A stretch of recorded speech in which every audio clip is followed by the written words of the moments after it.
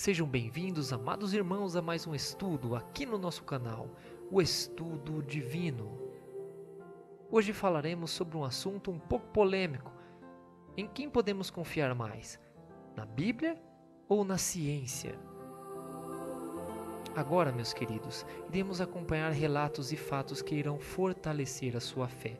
E se você ainda não acredita que há um Deus como o da Bíblia, se acredita que foram os homens apenas que escreveram esse livro, então prepare-se para esse estudo impressionante. Afinal, veremos nesse vídeo o que muitos querem ver, provas de que a Bíblia não é um livro comum e mentiroso como muitos julgam.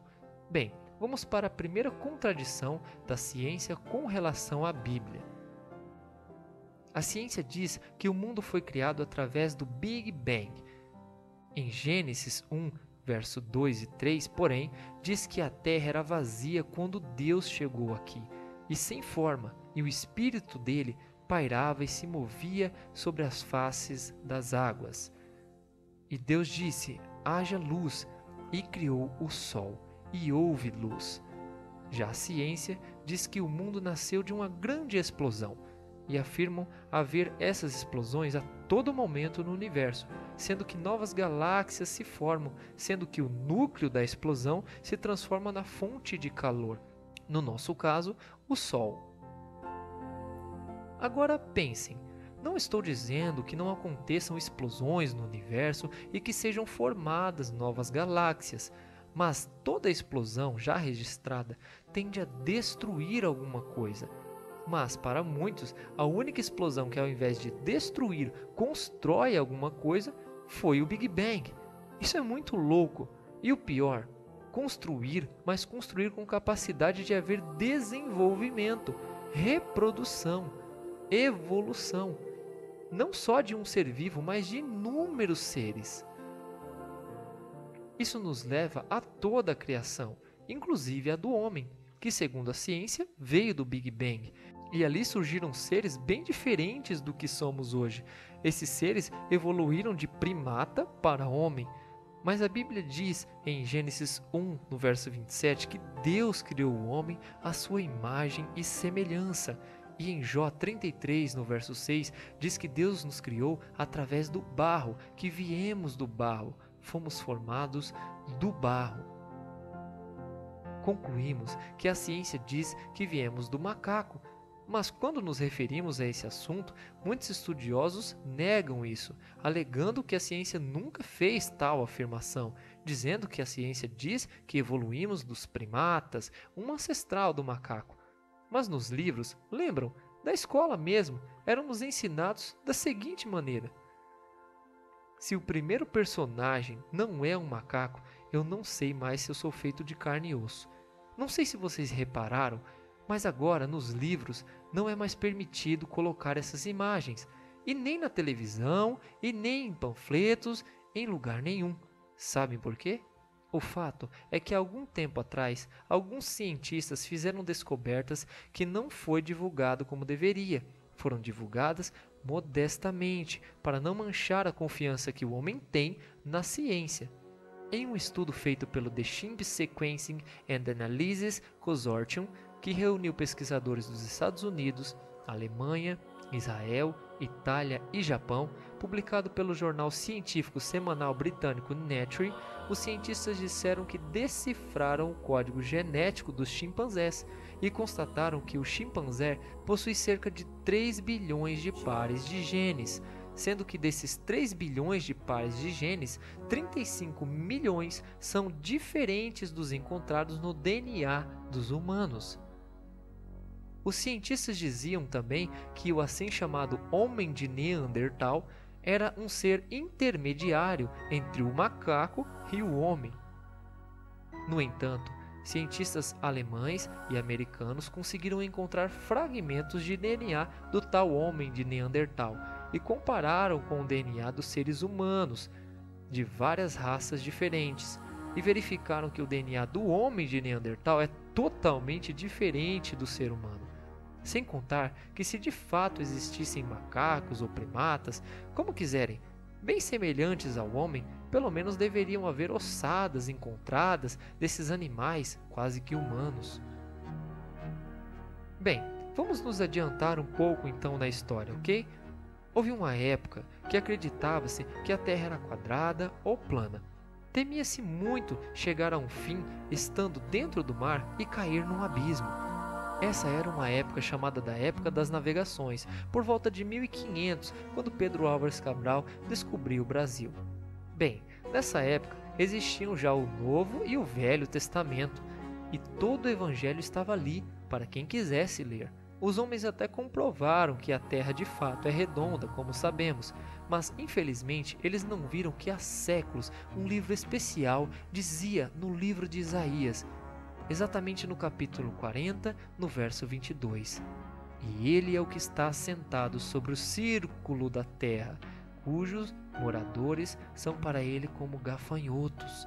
É ele o que estende os céus como cortina e os desenrola como tenda, para neles habitar. Esse texto não só afirma que a Terra é redonda, como afirma sobre o minúsculo espaço no universo que ocupamos e a grandeza do mesmo. Também relata sobre a grandeza de Deus. Depois veio outra questão na mente dos homens: o que sustentava a Terra?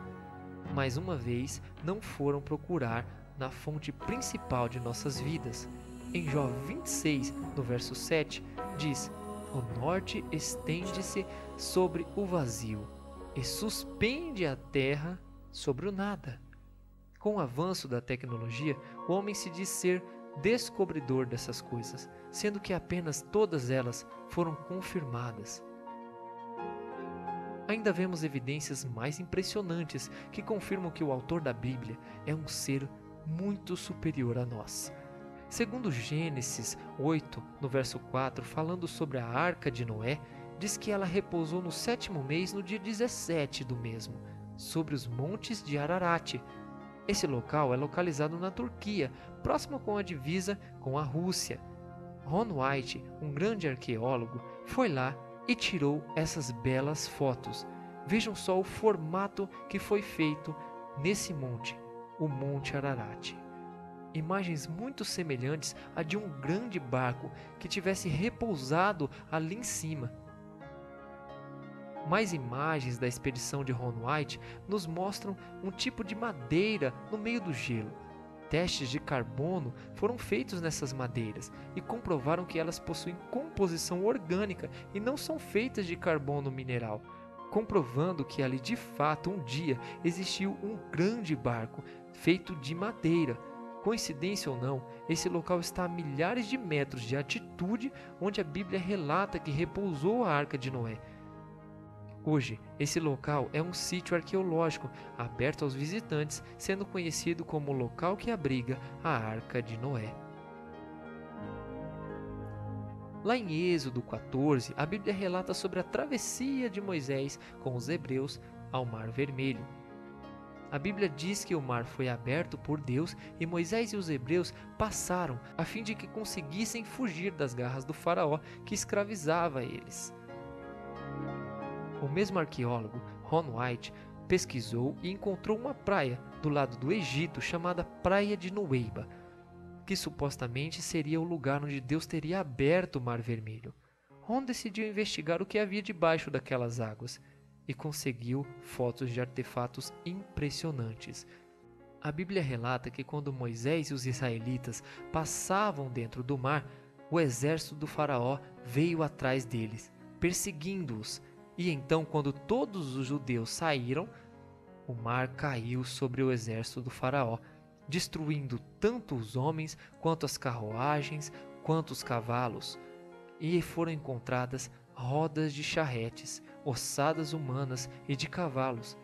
E tanto do lado do Egito, quanto do outro lado do mar, na Arábia Saudita, foram encontrados 2 pilares, supostamente levantados por Salomão, como um memorial da travessia de Moisés ao Mar Vermelho.